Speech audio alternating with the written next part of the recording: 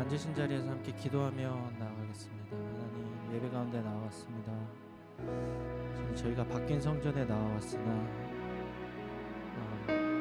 우리의 마음이 새롭게 되어야 한다면 주님, 이 성전과 같이 새롭게 우리가 주 앞에 나아가게 해주시고, 또 주 앞에 지켜야 할 것들이 있다면 주님 잘 지켜나가게 해주십시오.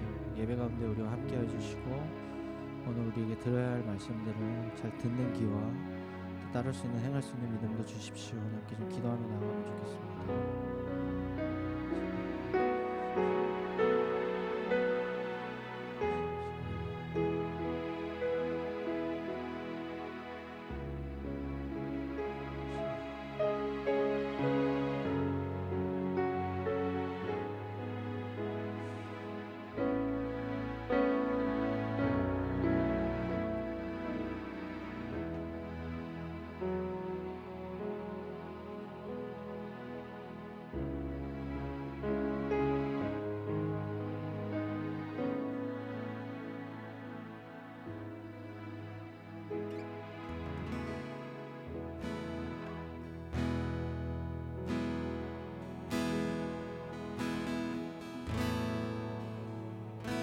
우리 함께 좀 찬양할 건데요.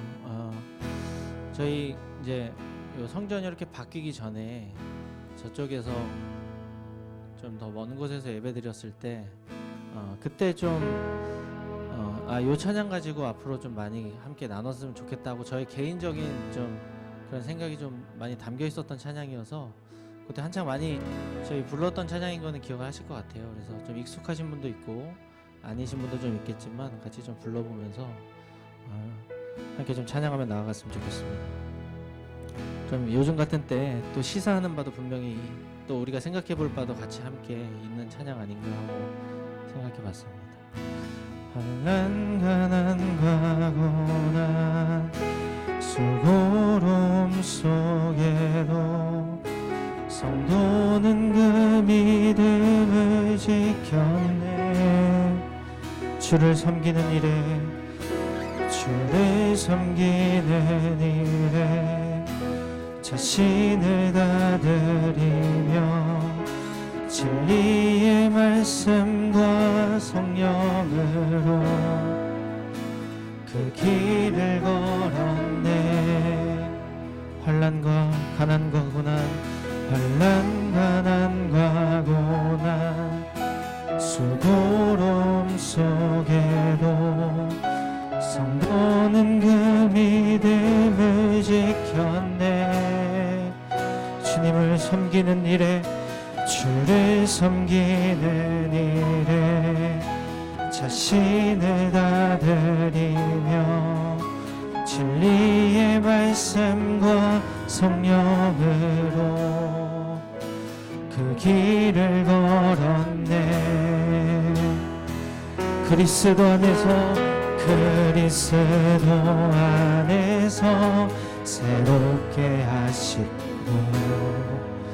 그리스도로 인하여 자유케 되었네. 우리는 무명하나 유명한 자요. 죽음의 위기 속에도 참 생명 가졌고 근심 하나 기뻐하며 가난 하나 다른 이를 부욕해 하는 자로다.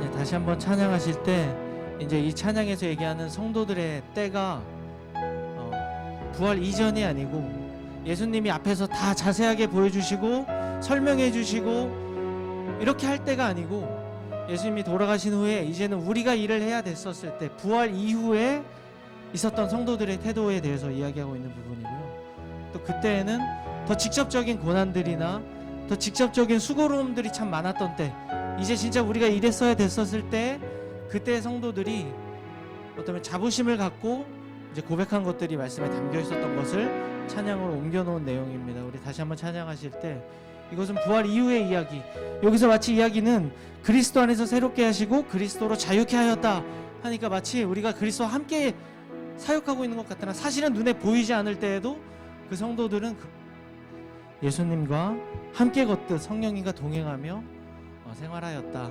그러니까 좀 다시 한번 찬양하실 때 아까도 말씀드렸듯이 우리의 상황들도 있잖아요. 지금 너무나 어색한 막 이런 것들 있잖아요. 참 어색하게 옆에 못 잡으시고 지금 떨어져서 앉아 계시잖아요. 작은 고난이라고 생각합니다. 이것은 우리가 그때 마지막 때 우리에게 주어질 고난들에 대비한다면 아주 작은 이런 고난들이 우리에게 표징으로서 좀 보여주는 것들이 있다면 우리가 이렇게 찬양할 때 하나님 이때 우리가 생각해야 될 것들이나 우리의 태도들에 대하여도 생각하게 해주십시오. 환난 가난과 고난 수고로움 속에도 수고로움 속에 그때 성도들은 성성 그 믿음을 지켰네. 주를 섬기는 일에 자신을 아들이며 진리의 말씀과 성령으로 그 길을 걸었네. 그리스도 안에서 새롭게 하시고 그리스도로 인하여 자유케 되었네. 우리는 무명하나 유명한 자요. 죽음의 위기 속에도 참 생명 가졌고 근심 하나 기뻐하며 가난하나 다른 이를 부욕해 하는 자로다. 비록 우리는 무명하나 주 안에서 유명한 자요. 우리는 무명하나 유명한 자요. 모든 이 위기 속에도 참 생명 가졌고 근심 하나 기뻐하며 가난하나 다른 이를 부욕해 하는 자. 좀 익숙해질 분들은 눈을 감고 찬양해도 좋겠습니다. 우리는 무명하나 유명한 자. 죽음의 위기 속에도 참 생명 가졌고 근심 하나 기뻐하며 가난하나 다른 이를 부욕해 하는 자로다. 다시 한번 우리는 무명하나 유명한 자요. 죽음의 위기 속에도 참 생명 가졌고 근심 하나 기뻐하며 가난하나 다른 이를 부욕해 하는 자로다. 아멘. 주님, 그런 성도의 모습으로 살게 하여 주십시오.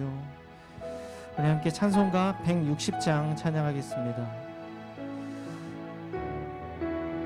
우리가 고백한 대로 수고로움 속에서 살기를 원하나 또 고난 속에서도 주를 따라가기를 원하나 주 우리를 드리는 그 목적이 사람에게 잘 보이거나 또 우리가 친한 이 성도들을 위하여 단순히 섬기거나 우리가 서로 좋게 지내거나 하는 것이 아니라 주님 어디까지나 그리스도의 부활로 인하여 우리가 얻게 된 그 생명을 인하여 우리가 그것을 전하기 위하여 우리가 주 앞에 나가는 것 잊지 않게 해 주십시오. 무덤에 머물러 예수 내 구주 새벽 기다렸네.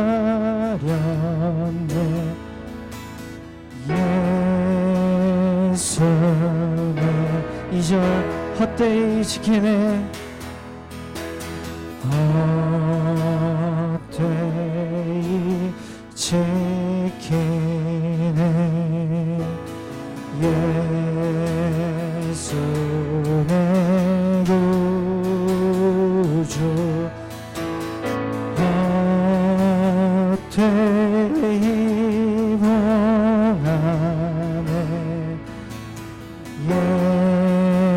예수 내 3절 거기에 못 가드네 우리 구주 거기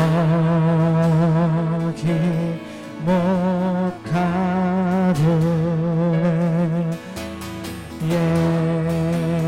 예수 내 구주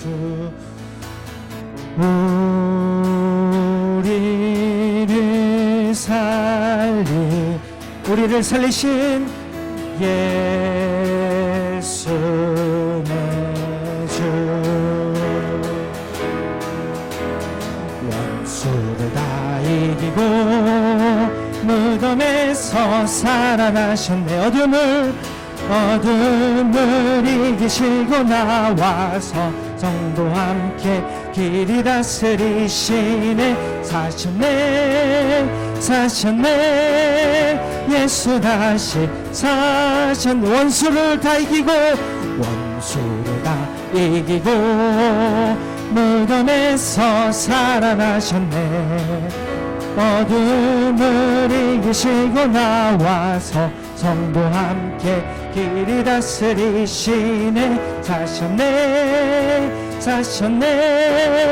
예수 다시 사셨네.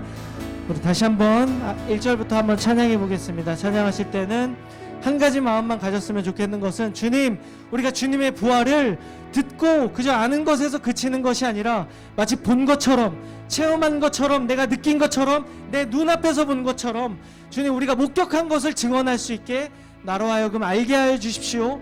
부활의 그 사건에 대하여 완전히 깨닫게 하여 주시고 그것에 대하여 동의할 수 있게 하여 주십시오. 우리 그 마음 가지고 그때를 마치 주님, 나를 체험하게 하여 주십시오 하는 기분으로 함께 찬양하면 좋겠습니다. 무덤에 머물러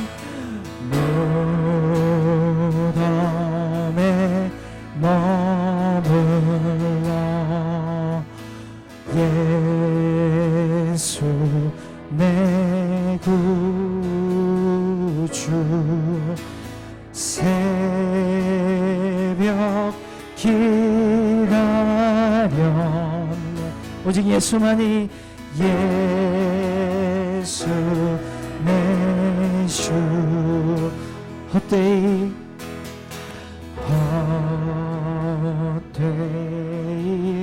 지키네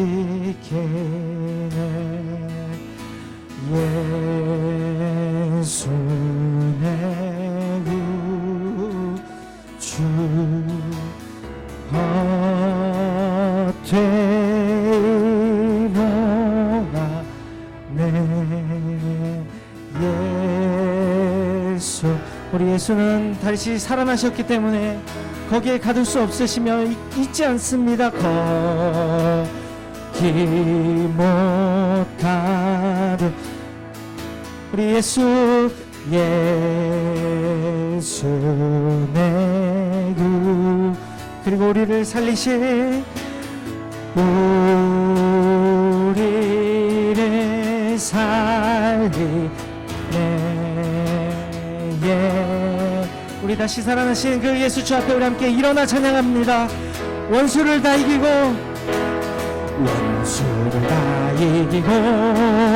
무덤에서 살아나셨네 어둠을 이기시고 나와서 성도와 함께 길이 다스리시네 사셨네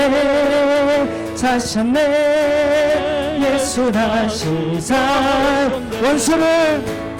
원수를 다 이기고 무덤에서 살아나셨네 꿈을 이기시고 나와서 성도와 함께 길이 다스리시네 사셨네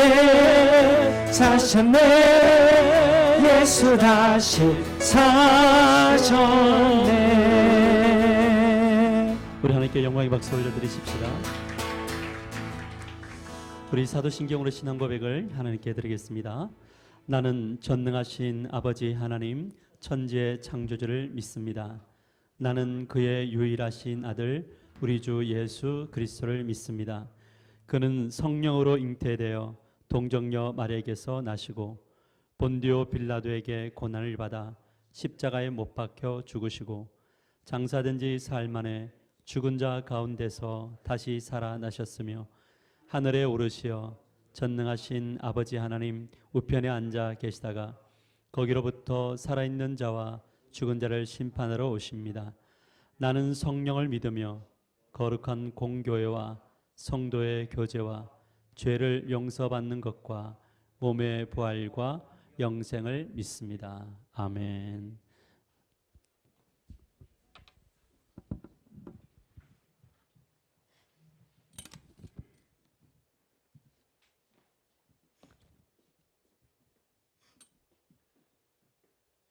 사망 권세를 이기시고 어둠의 세력을 무너뜨리는 아버지 하나님, 거룩하고 복된 주일에 아름다운 새 예배당에서 새 마음으로 예배를 드리게 하시오니 감사합니다. 우리를 사망에서 구원하여 주시고 하나님의 자녀로 불러주시오니 감사합니다. 힘겨운 상황 속에서도 인내하며 견딜 수 있는 이런 것은 죽음을 이기시고 부활하신 주님께서 함께 하시기 때문임을 믿습니다. 어둠의 세력에 눌려있는 이들을 불쌍히 여기시고 부활의 예수님을 만나 평안을 누리게 하여 주시옵소서. 십자가의 사랑과 부활의 능력으로서 이 땅을 덮으시고 치료하여 주시옵소서. 온 세상이 바이러스 때문에 신음하고 있습니다. 가난한 이들과 연약한 사람들은 누구보다도 큰 고통 속에서 부르짖고 있습니다. 전 세계 모든 나라와 사람들은 코로나 바이러스 사태를 이겨내기 위해 몸부림치며 힘든 걸음을 걸어가고 있습니다. 아버지 하나님, 질병의 전염을 예방하고 확산을 저지하기 위하여 사회적 거리두기를 솔선수범하는 한국교회를 붙들어 주시옵소서. 만나고 교제하는 관계사역과 모두가 함께하는 예배와 모임을 한동안 멈추었고 연기했었습니다. 교회가 각 가정과 개인이 하나님을 예배할 수 있도록 여러 방면으로 섬기고 있었지만 그 중에는 여전히 예배하지 못함으로 인해 불안해하고 분노하는 일도 있고 어떤 이들은 예배하지 않는다고 해서 나태해진 모습을 보이기도 합니다. 주님, 모든 것이 주 안에서 합력하여 선을 이루게 하여 주시옵고 오직 주님의 도우심을 구할 수밖에 없는 상황에 놓인 이들을 주장하여 주시옵소서. 코로나19로 인해 세계 곳곳에 만연해가는 혐오와 차별 속에서도 믿음을 지키며 주신 사명을 감당하는 선교사님들과 어려움 속에서 삶을 감당하는 믿음의 형제자매들을 붙들어 주옵시고 곳곳에서 주님을 예배하며 애타게 부르짖는 간구와 신음에 기쁨이 충만하도록 응답하여 주시옵소서. 감염 환자들을 치유하시고 의료진에게 힘을 다하여 주시옵소서. 사람들은 거리를 마음 놓고 다닐 수 있고 우리의 일상이 회복되게 하옵시고 교회는 예전처럼 예배로 다시 모일 수 있게 하여 주시옵소서. 새벽의 어둠이 물러가고 아침 해가 밝아오듯 이 땅에 새 아침의 희망을 비춰 주시옵소서. 낙심한 이들의 눈물을 닦으시고 고통당하는 이들에게 용기를 부어 주시옵소서. 절망의 무덤을 깨뜨리신 주님, 부활하신 능력으로 우리에게 임하여 주시옵소서. 오늘도 우리에게 주실 크신 은혜를 사모하며 새롭게 하시는 부활의 주님께 나아갑니다. 십자가에 예수님을 부인했던 베드로도 부활의 주님을 만남으로 십자가의 예수님을 따라갔고 의심했던 도마도 부활의 주님을 체험하고 땅끝까지 예수님의 증인이 되었습니다. 스데반 집사는 부활의 주님을 바라보고 예수님처럼 자신을 죽이는 자들을 용서했었습니다. 저희들도 부활의 주님을 바라보게 하옵시고 새롭게 하여 주시옵소서. 교회의 머리털 되신 주님, 저희 교회에 이 아름다운 세배 예배당을 주심에 감사합니다. 앞으로 이 예배당에서 더욱더 모이기에 힘쓰고 기도하며 예배드리기에 힘쓰며 하나님 나라를 확장을 위해 더욱 전도와 선교에 힘쓰게 하여 주시옵소서. 예배당 건축을 위하여 수고하시고 기도하고 후원해 주신 성도 여러분과 그동안 동문서주함에 쓰신 담임 목사님에게 노고를 이루하여 주옵시고 목사님의 사역과 가정 이후에 큰 복과 평안을 내려 주시옵소서. 이 시간 단위에 세우신 목사님을 통하여 교훈의 말씀과 은혜의 말씀 듣고자 합니다. 박혜성 목사님께 성령의 충만함을 더하여 주옵시고 주신 말씀이 듣는 저희들의 마음밭에 심어져 30배, 60배, 100배의 열매가 맺어지는 역사가 일어나게 하여 주시옵소서. 예배 시종을 주님께 맡깁니다. 악한 영 절대로 틈타지 못하게 하옵시고 우리의 드리는 예배를 아버지 하나님만이 홀로 영광 주게 받아 주시옵소서. 주의 백성들로 어떠한 고난도 이기게 하시는 부활이요 생명이신 예수 그리스도의 이름으로 기도드리옵나이다. 아멘.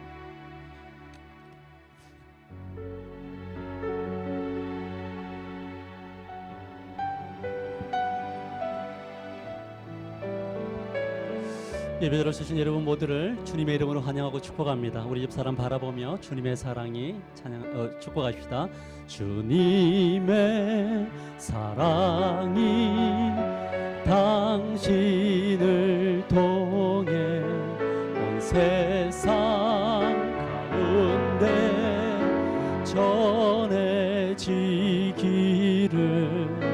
주님은 나무 당신은 가지니 사랑의 열매 맺길 축복해요. 우리 서로 옆 사람 바라보며 축복하십시다. 우리 이렇게 인사해 볼까요? 참 보고 싶었습니다. 서로 인사 나눕시다. 예. 우리 반대편으로 당신을 축복합니다. 서로 인사합시다. 우리 교회 소식 같이 보도록 하겠습니다.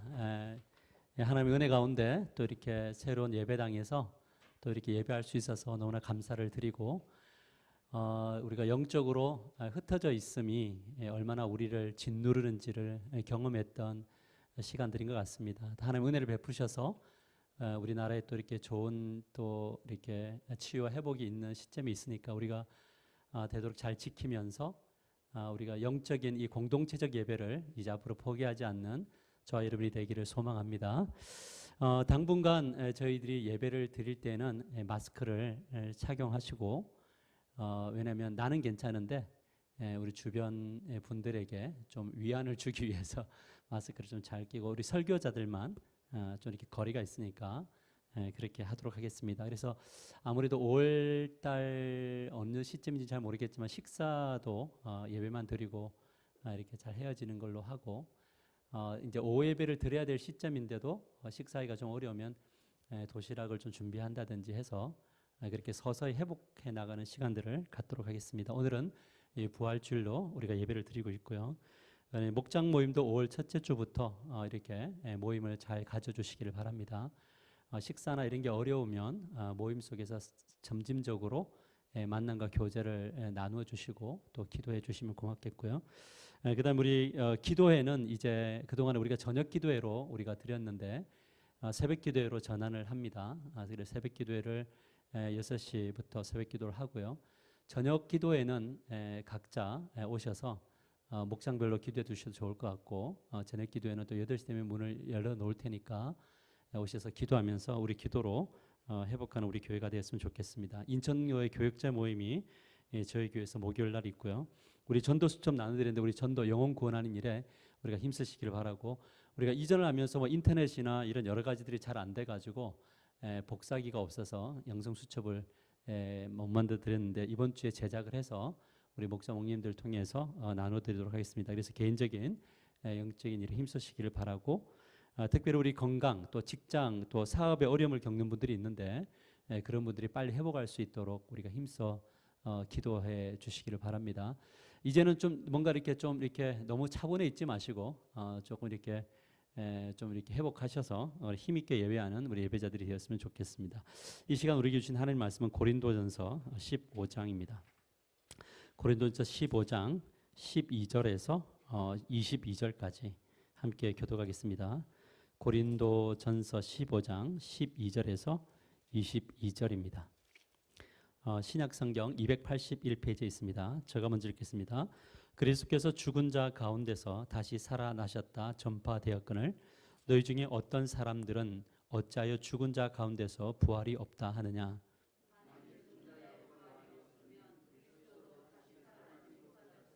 그리스도께서 만일 다시 살아나지 못하셨으면 우리가 전파하는 것도 헛것이요 또 너희 믿음도 헛것이며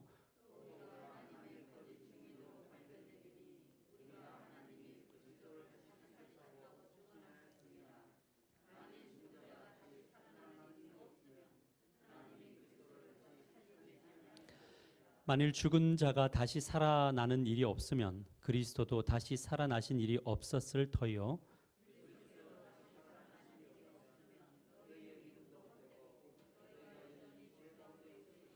또한 그리스도 안에서 잠자는 자도 망하였으리니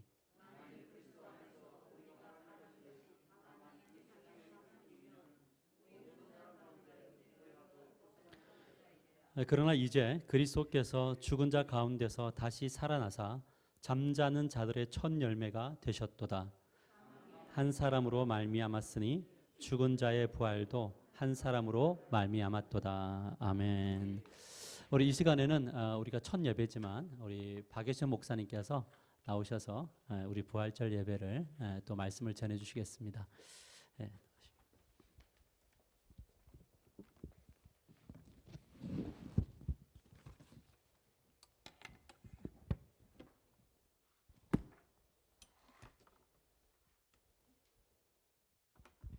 예, 반갑습니다. 한번 그래도 인사 나눌까요? 반갑습니다. 예, 참 잘 오셨습니다. 한 학교에서 저를 부활주일 강사로 초빙해 주셔서 진심으로 감사드립니다. 목사님과 함께 길고 긴 그 고독의 시간을 이곳 공사 현장에서 육체의 노동과 또 정신적 노동으로 교회를 세워가는 일들을 감당하는 가운데 또 부득이하게 또 오늘 주신 시간 가운데 말씀을 전하게 되었습니다. 하나님께서 주시는 이 시간 담임 목사님께서 말씀 전하시지 아니하시는 이유는 분명히 있을 것입니다만 그 안에서 또 우리가 들려지는 말씀 안에서 말씀을 붙들고 또 말씀 안에서 분명히 구원의 진리를 찾아가시는 저와 여러분 되시기를 간절히 바랍니다. 여러분 부활을 믿으십니까? 우리 친구들 목사님 얼굴 좀 볼까요? 안에 잘 안 들리죠? 우리 친구들 부활을 믿나요? 이럴 때 우리 주일학교 선생님들 짧게 대답해 주셔야죠. 네 목사님 이렇게 친구들 부활을 믿죠? 네. 예, 우리 성도들은 누구나 부활 신앙을 가지고 있습니다. 부활 신앙이 있기에 오늘을 사는 성도가 복된 삶을 살아갈 수 있는 것이죠. 다르게 말하면 우리들 스스로에게 서로에게 이렇게 말할 수 있습니다. 부활을 살아야 합니다. 부활을 살아야 합니다라고 종용할 수 있을 것입니다. 지금까지 예수님께서 부활하신 이후에 그리스도의 부활에 대해서 수없이 많은 사람들이 의구심을 가졌습니다. 예수님께서 부활하지 않았다라고 말하면서 많은 이론들을 가지고 반박하기도 했죠. 예수님께서 사신 것이 분명한 사실이고 그것이 우리의 믿음인데 그렇게 주장하는 사람들의 몇 가지 가설들이 있습니다. 첫 번째 보게 되면 기절설이라고 얘기하는데요. 예수님께서는 죽으신 것이 아니라 기절하셨다. 기절하셨다가 다시 이제 회복하셔서 활동하셨다. 뭐 그렇게 이야기하는 사람들이 있습니다. 덧붙여서는 예수님께서 80세까지 사셨고 자녀를 많이 낳고 어디 지방 교회에서 이렇게 잘 활동하시다가 돌아가시고 그의 후손도 있다라는 그런 이야기를 하는 사람들도 있고요. 사기설이라고 해서 돌아가신 예수님의 시체를 제자들이 훔쳤다. 그 이후에 이제 그들의 믿음을 계속 퍼뜨리기 위해서 부활했다라고 거짓말했다라고 주장하는 사람들도 있고요. 도둑설이라고 해서요. 당시 권력자들이 힘 있는 사람들이 예수님의 시체를 훔쳐갔다라고 주장하는 사람들도 있습니다. 어찌 했든지 간에 여러분 한번 우리 스스로에게 이렇게 질문해 볼까요? 만약 그리스도의 부활이 없다면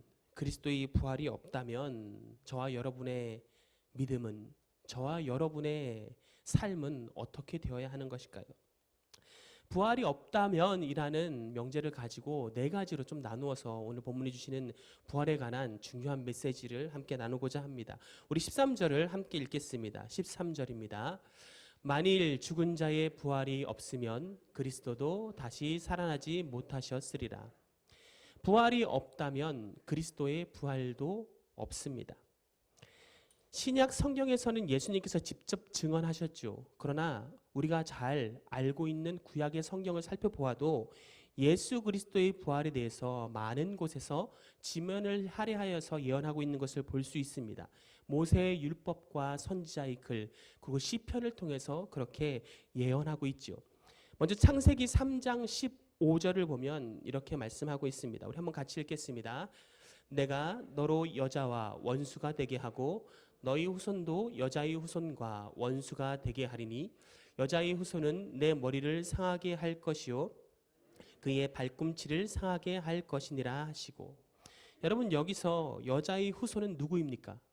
바로 예수 그리스도이시죠. 예수 그리스도께서 어떤 일을 하십니까? 바로 사탄의 머리를 밟고 이기신다는 것입니다. 죽음을 밟고 이기셔서 다시 승리하신다는 것을, 그리고 그분이 바로 예수 그리스도가 되신다는 것을 이 창세기 3장 15절에서는 예언하고 있는 것이죠. 우리가 알고 있는 구약 요나서에서도 이렇게 말씀하고 있습니다. 내가 산의 뿌리까지 내려갔사오며 땅이 그 빗장으로 나를 오래도록 막았사오니 나의 하나님 여호와여 주께서 내 생명을 구덩이에서 건지셨나이다. 요나서를 우리가 잘 알고 있습니다. 그런데 요나서 이 말씀을 보면 그닥 그렇게 부활의 내용과 맞닿아 있는 것 같지는 않습니다. 그러나 마태복음 12장 39절에서 40절을 읽으면 어떻게 될까요? 우리 함께 읽겠습니다. 예수께서 대답하여 가라사대 악하고 음란한 세대가 표적을 구하나 현신자 요나의 표적밖에는 보일 표적이 없느니라. 요나가 밤낮 사흘을 큰 물속이 뱃속에 있었던 것 같이 인자도 밤낮 사흘을 땅속에 있으리라. 예수님께서 직접 증언하십니다. 요나가 물고기 뱃속에 3일 동안 갇혀 있다가 나온 사건, 이것이 바로 내가 부활하는 것을 증명한다, 내가 부활하는 것을 예표한다라고 말씀하셨죠. 호세아 선지서에서도 이렇게 말씀합니다. 6장 2절입니다. 여호와께서 이틀 후에 우리를 살리시며 제3일에 우리를 일으키시리니 우리가 그의 앞에서 살리라. 무너진 이스라엘을 향해서 호세아 선지자가 여호와께 돌아가자라고 촉구합니다. 희망적인 메시지를 던집니다. 이틀 후에 살리시고 제3일에 일으키신다는 것, 이것은 바로 그리스도의 부활을 통해서 이스라엘을 다시 세운다는 것이죠. 다시 하나님 앞에 서게 하겠다라는 부활의 예표인 것입니다. 또한 시편에서도 그리스도의 부활에 대해서 아주 구체적으로 이렇게 기록하고 있죠. 시편 19편 9절에서 10절입니다. 우리 함께 읽겠습니다. 시작. 이러므로 내 마음이 기쁘고 내 영광도 즐거워하며 내 육체도 안전히 거하리니 이는 내 영혼을 음부에 버리지 아니하시며 주의 거룩한 자로 썩지 않게 하실 것임이니이다. 예수님의 부활에 대해서 아주 구체적으로 직접적으로 묘사한 예언이죠. 주의 거룩한 자로 썩지 않게 하실 것이라고 다윗의 입술을 통해서 말씀하신 것입니다. 음부와 흑암에 매몰될 수 없는 분, 부활의 주님에 대해서 시편에서도 예표하고 있는 것이죠. 우리가 많은 구절을 살펴보았습니다. 신약에서 예수님께서 직접 증언하시고 예수님의 부활을 목격했던 제자뿐만이 아니라 일찍이 하나님께서 기록하신 이 구약의 말씀 안에서도 이 말씀은 우리를 어디로 인도합니까? 바로 그리스도의 부활로 인도하고 있다는 것이죠. 그래서 오늘 본문 13절에서 말씀한 것처럼 만약 죽은 자의 부활이 없으면 그리스도의 부활도 없다라는 것이죠. 우리가 찾아본 이 말씀, 지금까지 우리가 살펴본 이 여러 가지 예표들은 그러나 분명히 부활이 있음을 알게 하는 것이고, 이 말씀이 우리의 믿음이 되어서 오늘날 우리가 믿음으로 받아 확증으로 부활이 있음을 고백할 수 있다라는 것입니다. 여러분, 하나님의 말씀을 그대로 받고 이 말씀 글자대로 믿음이 되어서 그 믿음이 여러분들의 고백과 신앙이 되시기를 주님의 이름으로 축원합니다. 구원이 우리 집사님께서 찬양 인도하실 때 말씀하신 것처럼 멀리 있는 사건이 아니라 그냥 어렴풋이 보이는 그럴 수 있었나라는 사건으로 끝나는 것이 아니라, 우리가 대하는 이 하나님의 말씀이 살아있어서 이 말씀의 증거가 나의 증거가 되고, 구약에서 말씀하셨던 그 예표가 이제 신약에서 또한 제자들의 통해서 우리에게까지 이어졌음이 생생한 그리스도의 부활의 목격자로 오늘도 고백하시는 복된 저와 여러분 되시기를 간절히 바랍니다. 자, 예수님께서 이 땅에 오시기 전에 성경을 보면 하나님께서는 이스라엘 백성의 삶을 통해서 그들의 삶에 그리스도를 새겨 놓으신 것입니다. 성경을 읽으면 읽을수록 우리가 발견하게 되는 것은 무엇입니까? 부활하신 그리스도를 향해 달려가는 이스라엘 백성의 발걸음을 보게 됩니다. 반역하고 또 죄악 가운데 무너지지만 그래도 그리스도를 향해 달려가는 그들의 마음과 하나님의 말씀을 통해서 다시 한번 회복하심을 통해서 이루어지는 구원의 예표를 우린 보게 되는 것이죠. 사랑하는 성도 여러분, 오늘 우리가 말씀을 대할 때 더욱더 말씀을 대하고 묵상할수록 선명하게 그리스도의 부활을 우리의 믿음으로 꺼내오시는 복된 저와 여러분 되시기를 간절히 바랍니다. 두 번째로, 부활이 없다면 성경은 뭐라고 말합니까? 우리의 믿음도 헛것이라고 말합니다. 부활이 없다면 여러분, 우리는 무엇을 신앙할까요? 부활이 없다면 우리가 믿는 것은 무엇입니까?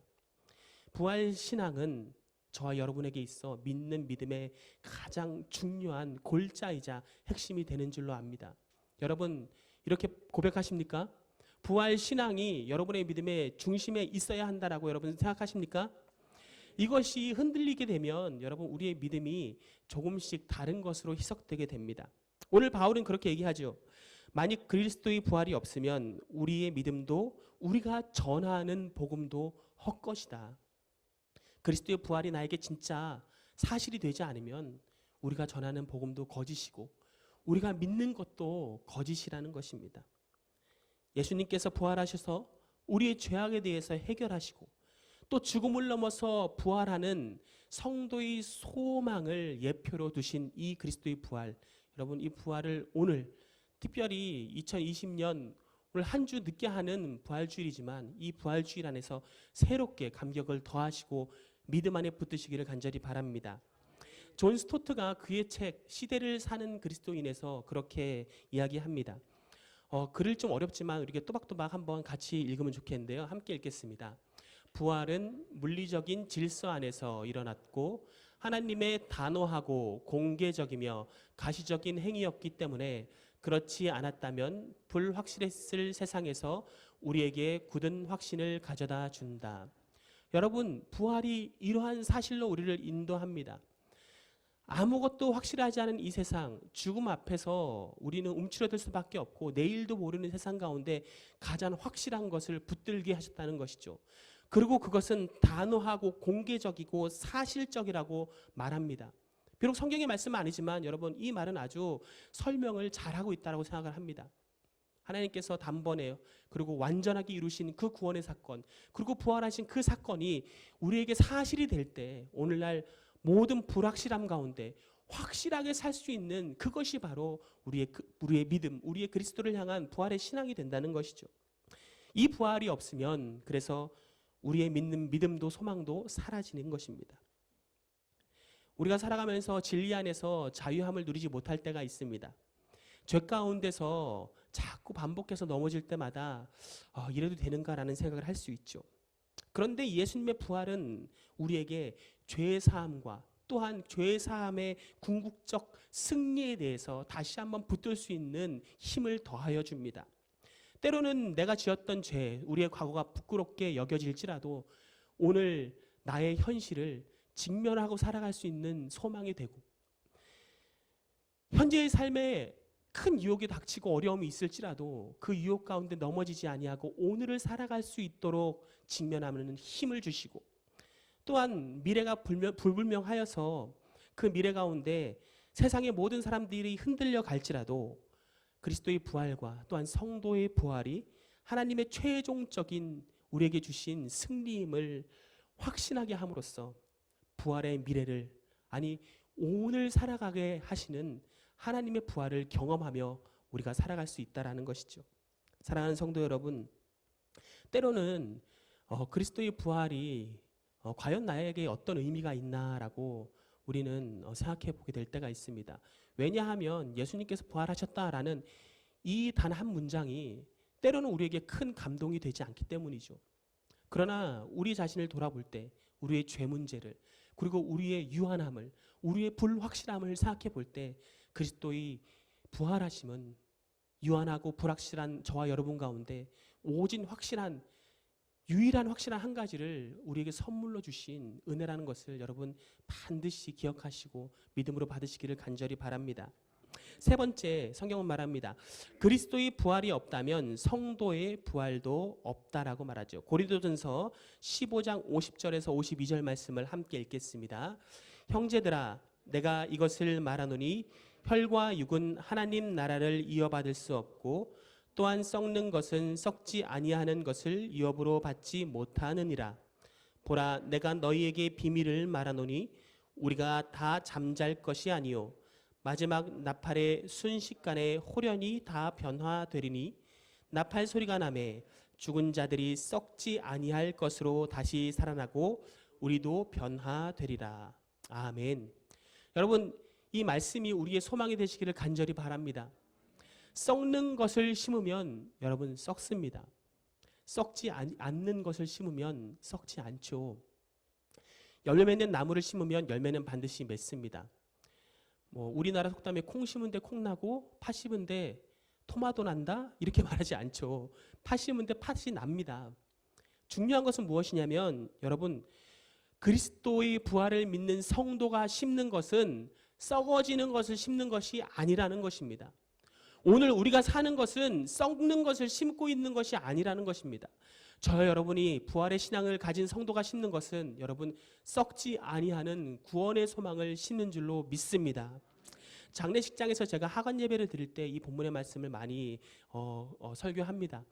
설교할 때 특별히 이 본문의 말씀을 채용하는 것은 지금 눈앞에 누워 계신 우리 가족의 죽음이 이제는 더 이상 마주할 수 없고 호흡할 수 없다 하더라도 썩지 아니할 믿음으로 심었기 때문에 다시 살아서 영원토록 함께하는 하늘나라에서 조우하게 되는 그 기쁨을 나누면 여러분, 사실 그 장례식장의 깊은 어둠 가운데에서도 조그마한 마음의 위로와 소망이 그렇게 나누어지는 것을 경험할 수 있었습니다. 사랑하는 성도 여러분, 그리스도의 부활이 있기 때문에 우리도 다시 살아납니다. 썩지 않는 것으로 심기이기 때문에 우리는 다시 사는 줄로 믿습니다. 여러분, 바라기는 이 땅 가운데 썩지 않는 믿음으로 심으시는 저와 여러분 되시기를 바랍니다. 썩는 것에 대해서 성경은 불이 나서 그 공력이 다 타고 없어져서 남아있을 때에 그 남아있는 것은 상급으로 우리에게 주신다라고 말씀하고 있습니다. 이 땅에서 여러분 어떤 것을 심고 계십니까? 우리의 삶의 많은 시간, 우리가 말하는 것, 우리가 생각하는 것, 우리가 관계하는 것 안에서 우리는 어떤 것을 심고 있습니까? 썩는 것을 심고 있습니까? 아니면 썩지 않는 것을 심고 있습니까? 우리가 참 그리스도인이라면, 부활의 신앙을 가진 성도라면 바라기는 여러분, 썩는 것에 우리가 연연하여서 정말로 그것 때문에 우리가 목을 매는 것보다 썩지 아니할 것에 우리의 마음과 몸과 뜻을 다해 부활의 삶을 살아가시는 복된 저와 여러분 되시기를 간절히 바랍니다. 네 번째로 성경은 말합니다. 만일 부활이 없다면 성도는 모든 사람 가운데 가장 불쌍한 사람이 됩니다 라고 말합니다. 19절 같이 읽겠습니다. 만일 그리스도 안에서 모든 사람 가운데 우리가 더욱 불쌍한 자이리라. 여러분들은 불쌍한 사람이십니까? 한번 옆에 쳐다보시면 어떻습니까? 불쌍해 보이십니까? 전혀 안 불쌍해 보이죠. 불쌍하신 분들은요, 용감하게 이곳에 나오실 수가 없습니다. 저 결코 불쌍할 수가 없죠. 그런데요, 세상은 우리를 보고 불쌍한 사람처럼 그렇게 이야기하고 시선을 던집니다. 우리의 믿음, 우리의 자그마한 발걸음들을 보면서 때로는 코웃음치기도 합니다. 그런데 정말 우리가 여러분 이 땅에서 그들이 보기에는 불쌍한 자이지만 정말 마지막 때에 불쌍한 자가 될 수 있을까요? 성경은 우리로 썩는 것으로 심지 아니한다라고 말씀하고 있죠. 저와 여러분들은 영원히 사는 부활의 신앙을 가지고 있기 때문에 여러분 불쌍한 사람이 아니다는 것을 기억하시기를 바랍니다.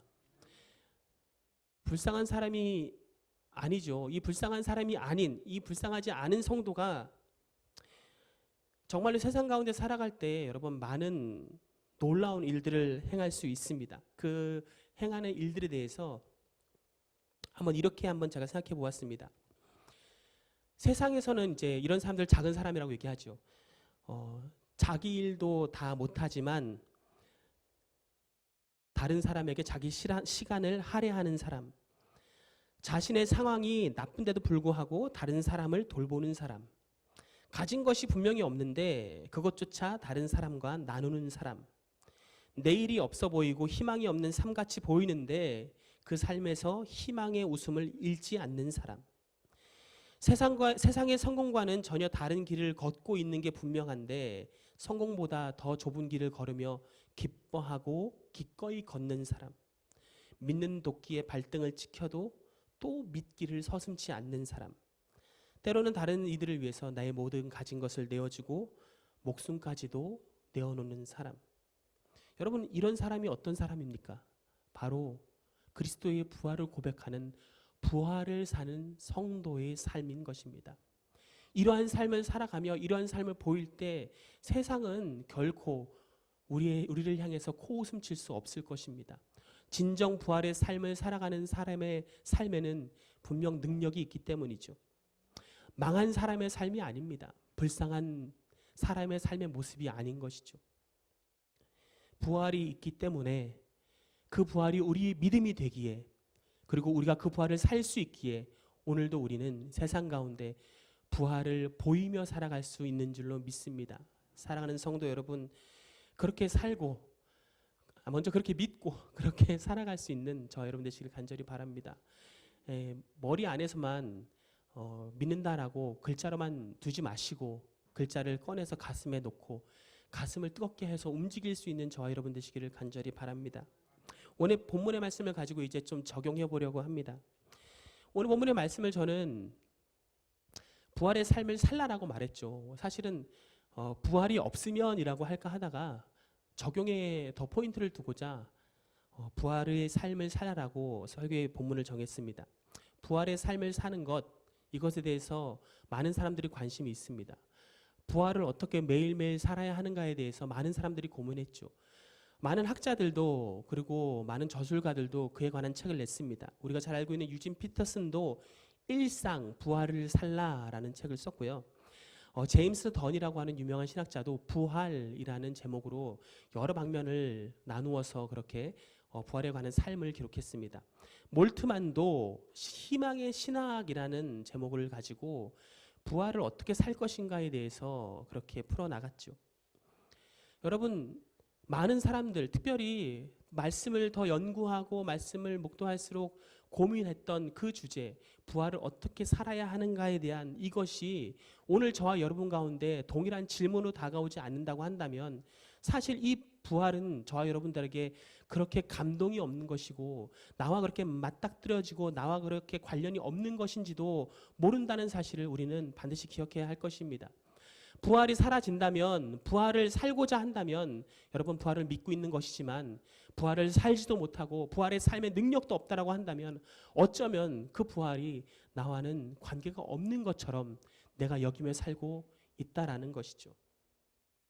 문자적인 신학적 개념이 아닌 진실로 부활의 삶을 살 수 있는 저와 여러분 되시기를 간절히 바랍니다. 제가 알고 있는 한 전도사님의 이야기입니다. 이 전도사님이 목사의 가정에서 태어나서 그렇게 목사가 되기 위해서 그 원래 걸쳐야 되는 과정들을 잘 걷고 있었습니다. 한 교회, 이제 큰 교회에서 주일학교 설교를 하는 가운데 갑자기 이 전도사님이 울면서 더 이상 설교를 할 수 없습니다라고 단을 내려갔죠. 이유를 들어보니까 앞에서 설교 말씀을 들으면서 아멘하는 이 초등부 아이의 믿음의 고백보다, 찬양을 할 때 입을 벌려 고백하는 이 작은 아이의 믿음보다, 태초에 하나님께서 천지를 창조하셨느니라라고 말할 때 아멘하는 이 아이들의 고백보다 자신의 믿음이 너무 작아서 그 부끄러움을 못 이겨서 송구스러움에 그냥 이 강단을 내려갔다라는 것입니다. 만약 제가 그런다면 여러분들 어떻게 하시겠습니까? 제가 울면 오늘 설교 못하겠습니다 하고 내려간다면 여러분 어떻게 하시겠습니까? 사실 어떤 분들은 그럴 것입니다. 아유, 목사라면 설교해야지. 전도사님 다 할 거 다 해야 되는 거 아니에요? 라고 말하려는지 모릅니다. 목사님만 힘듭니까? 전도사님만 힘듭니까?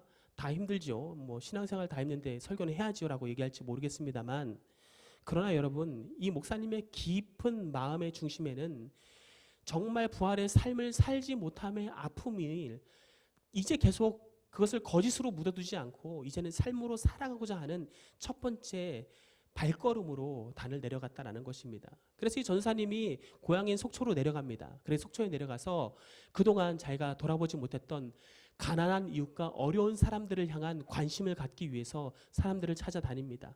그리고 또 모금도 하여서 실제적으로 도움이 되고자 노력을 합니다. 그리고 이 땅에서 하나님께서 살피라고 하신 사람뿐만이 아니라 자연까지도 하나님께서 두신 자연대로 잘 청정하게 유지될 수 있도록 탄소 사냥꾼이라는 그러한 별칭을 가지고 주변에 있는 학교들과 연계하여서 저탄소 운동 캠페인을 벌이면서 하나님의 주신 이 땅을 아름답게 회복하는 일들, 그런 사역도 감당하고 있는 것을 볼 수 있었습니다. 여러 가지 사역들, 뭐 재활용할 수 있는 플라스틱을 모아서 다시 그것들을 가지고 하나의 의미를 두어서 할 수 있는 일들, 뭐 일들을 합니다. 왜 그런 일들을 하냐? 그냥 무작정 말씀을 내뱉은 말씀대로 살지 못함으로 끝나는 인생이 아닌 정말 부활의 삶을 사는 인생을 살기로 작정했기 때문이죠. 제가 무엇을 말하고자 하는 것이냐면, 여러분, 적어도 부활의 삶을 사는 성도는 내가 믿는 것과 내가 사는 것의 괴리에 안주하고 있어서는 안 된다는 것입니다. 여러분은 믿는다고 고백합니다. 그런데 지금 내가 사는데 문제가 있습니다. 문제가 분명히 발견되었습니다. 그런데 이 문제를 그대로 두고 계속 사는 것, 이것은 부활 신앙을 가진 성도가 아니라는 것이죠. 부활의 신앙과 어울리지 않는다면 여러분, 그것을 벗을 수 있어야 합니다.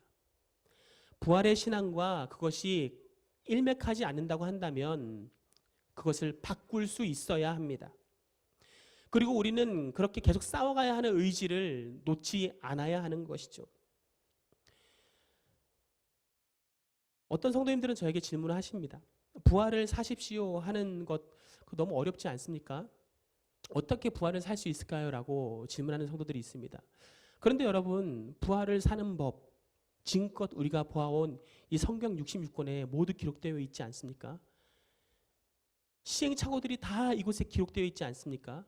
어떻게 하면 부활을 살 수 있는 것에 대해서 예수님께서는, 그리고 예수님의 제자들은, 그리고 우리가 알고 있는 사도 바울은 서신서를 통해서 교회들에게 얼마나 주옥과 같은 말씀으로 권면하고 있었습니까?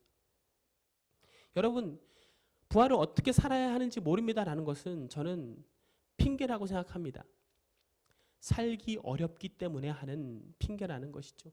부활을 사는 것이 어렵지만 여러분, 그러나 우리는 부활을 살아야 한다는 것을 반드시 우리 마음 가운데 붙드시고 부활의 삶을 살 수 있는 복된 저와 여러분 되시기를 간절히 바랍니다.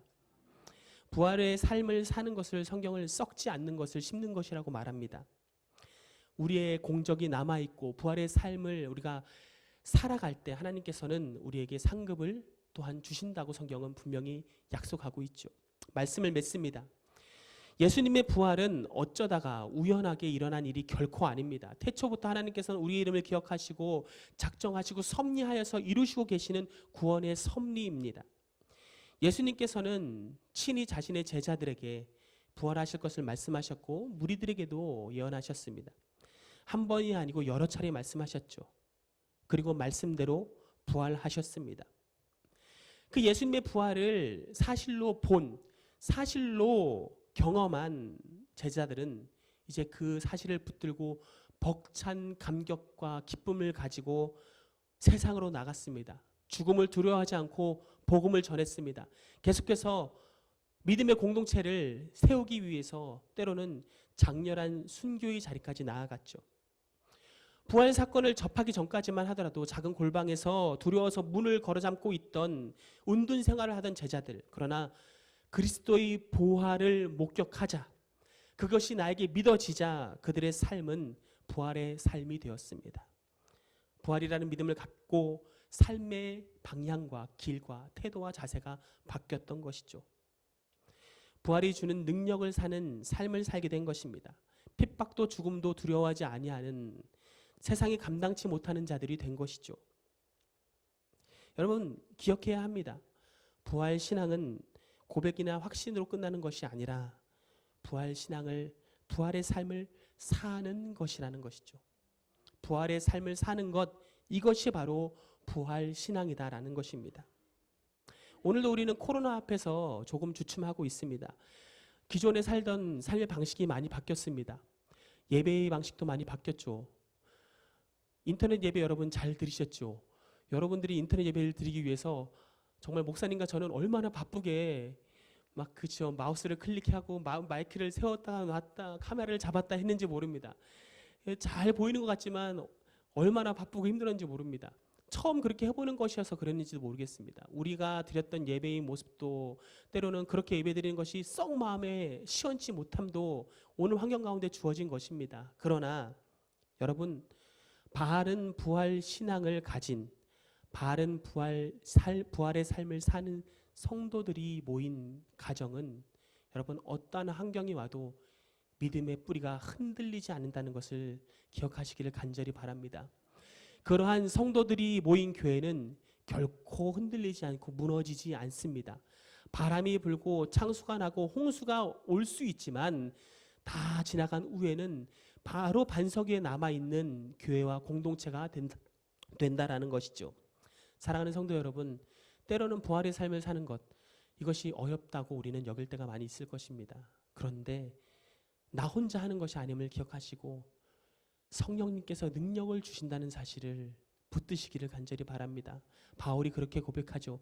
내가 할 수 없는데 성령의 능력으로 할 수 있습니다라고 고백했던 것처럼 오늘 우리가 우리 스스로 부활의 삶을 다 살아갈 수 없지만 그러나 성령의 능력을 더듬고 하나님의 말씀을 우리 마음에 두고 부활의 삶을 신실하게 살아나가고자 몸부림칠 때 반드시 오늘의 삶이 세상이 볼 때 부활의 삶, 그리스도가 보여지는 멋지고 복된 삶이 될 줄로 믿습니다. 그러한 삶의 여정을 걸어가시는, 그리고 이런 어려운 가운데 더욱더 그러한 삶의 모습을 세상 가운데 보여주실 수 있는 복된 모든 하나 가족들 되시기를 주님의 이름으로 축원합니다. 잠시 기도하겠습니다. 사랑해 주님 감사합니다. 하나님의 말씀을 통해서 오늘도 어렵고 힘든 상황 가운데 부활의 신앙을 붙들고 소망을 따라서 다시 한번 우리를 감동하여 주시고 우리에게 기쁨과 소망을 허락하여 주심에 감사합니다. 주님, 주님의 부활하심이 나 먼 사건이 아님을 깨닫게 하셨사오니 아버지, 오늘도 이 부활 사건을 나의 가슴판에 새기고 또한 나의 삶의 발걸음 가운데 꺼내어서 부활을 살아가는 성도 될 수 있도록 성령님 은혜를 베풀어 주시옵소서. 할 수 없습니다. 우리의 힘으로는 분명히 넘어질 것입니다만 그러나 나를 위해 간구하여 주시고 나의 부족함과 연약함도 아시는 성령님께서 동행하실 때에 우리의 믿음이 온전하게 세워지는 줄로 믿사오니 오늘도 그 믿음 가운데 걸어가고자 다짐하고 있는 이 자리에 있는 모든 성도들 가운데 성령님 위로하여 주시고 찾아가 주시고 간섭하여 주시고 인도 보호하여 주시옵소서. 우리가 더욱더 모이기를 힘써야 하고 우리가 더욱더 주의 말씀 안에서 그리스도의 한 공동체의 연합을 이루어가야 하지만 주신 환경 가운데 우리는 이렇게 또한 고군분투하고 있습니다. 우리의 믿음은 흔들리지 아니하도록 서로가 서로를 잘 돌아보게 하여 주시고 사랑으로 독려하며 믿음으로 대화하고 또한 위로와 사랑의 말을 함께 나누어 갈 수 있는 공동체가 될 수 있도록 주님께서 인도하여 주시옵소서. 사랑하는 우리 다음 세대들 가정에서뿐만 아니라 교회에서도 또한 계속해서 이루어지는 교육을 통해서 더욱더 부활의 삶을 살아가는 증인으로 자라갈 수 있도록 주님께서 은혜를 베풀어 주시고 우리 자녀들을 인도하여 주시옵소서. 오늘도 말씀 주심에 감사합니다. 이 말씀 땅에 떨어뜨리지 않게 하여 주시고 마음판에 기록하고 마음밭에 씨 뿌려 열매 맺고 주님께서 말씀하실 때에 아버지 우리의 열매를 보여드릴 수 있는 복된 모든 우리 하나 가족 될 수 있도록 인도하여 주시옵소서. 감사드리오며 이웃 말씀 예수 그리스도의 이름으로 기도드립니다. 아멘. 우리 옆 사람에게 이렇게 인사합시다. 부활의 삶을 삽시다. 아멘입니다. 누가 이런 말을 했습니다. 기도하면 다 이루어지지 않지만 다 이루어지지 않아도 된다는 것을 깨닫게 된다라는 말을 했어요. 제가 이렇게 시간을 보내면서 공동체가 없는 목사는 아무것도 아니구나 그런 생각을 했고요. 여러분들도 공동체가 없는 나는 아무것도 아닌 거라 생각을 했을 거라고 생각합니다. 그래서 이번 주부터 이제 개인의 또 기도, 공동체적 기도를 회복하는 저와 여러분이 되시기를 소망합니다. 우리 다 같이 일어나셔서 찬양하며 나가십시다. 오소서 진리의 성령님, 우리 가슴에 손을 얹고 찬양하십시다. 성령님 없이는 나는 아무것도 아닙니다. 성령님 없는 나의 가정은 아무것도 아닙니다. 주님 역사해 주십시오. 오소서, 오소서 진리의 성령님, 이 땅 흔들며 임하소서. 거짓과 탐욕 죄악에 무너진 우리 가슴 정케야 우리 간절히 사모하는 마음으로 오소서 은혜의 성령님, 오소서 은혜의 성령님, 하늘 가르고 임하소서. 거룩한 불꽃 하늘로서 임하사 떠오르게 하소서. 주여 우리 손을 들고 찬양합시다. 붕의 불길 타오르게 하소서. 진리의 말씀 이 땅 새롭게 하소. 은혜의 강물 나에게 우리 가정 안으로 은혜의 강물 흐르게 하소서. 성령의 바람 이 땅 가득 불러와 흰 옷 입은 주의 순결한 백성 주의 영광 위에 이제 일어나 열방을 치유하며 행진하는 영광의 그날 다시 한 번 더 고백합시다. 붕의 불길 타오르게 하소서. 붕의 불길 타오르게 하소서. 진리의 말씀 이 땅 새롭게 하소서. 은혜의 강물 흐르게 하소서. 성령의 바람 이 땅 가득 불어와 흰 옷 입은 주의 순결한 백성 주의 영광 위에 이제 일어나 열방을 치유하며 행진하는 영광의 그날을 주소서. 하나님 아버지, 우리가 아담의 후예로 태어나 영원한 사망에 이를 수밖에 없는 저희들이었음을 고백합니다. 태어난 순간부터 죄성을 가지고 살아가는 저희들, 살아가며 죄의 습득에 더욱더 큰 능력을 발휘했던 저희들, 그래서 하나님 우리의 삶을 지옥으로 만들어가는 저희들을 그리스도의 십자가의 보혈로 죄를 용서하여 주시고 부활로 새 사람 되게 하시니 감사를 드립니다.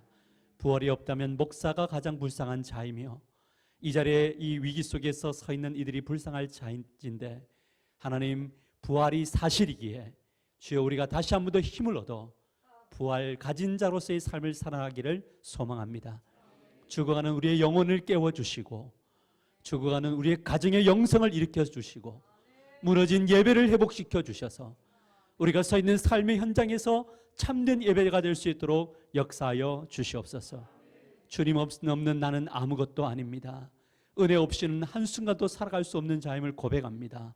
목사가 그렇고 우리 어린아이부터 노년에 이르기까지 그런 존재임을 고백하오니 끊임없이 우리를 붙잡아 주셔서 하나님의 사람으로 부활의 삶을 살아낼 수 있도록 역사하여 주시옵소서. 경제적으로 어려운 이들을 붙잡아 주시옵소서. 가정을 책임져 주시옵소서. 사업과 직장을 하나님 붙들어 주셔서 그곳에 하나님의 나라가 임하도록 역사하여 주시옵소서.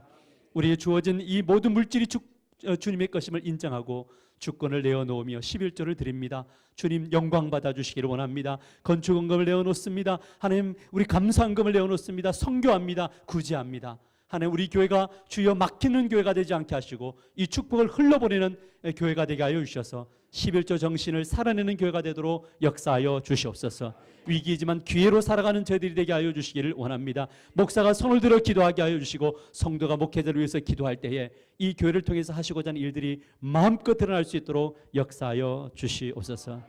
지금은 우리 주 예수 그리스도의 은혜와 하나님 아버지의 사랑과 성령의 위로 교통 충만한 은혜가 십자가를 통과하고 주님의 부활에 동참하는 우리 하나가족들 머리 위에 부활의 삶을 살기로 결단한 우리 하나가족들 머리 위에 그의 직장과 사업과 가정 위에 위기 속에 있는 모든 이들 위에 이 나라 민족과 세계 열방 위에 지금부터 영원토록 함께 있을지어다. 아멘.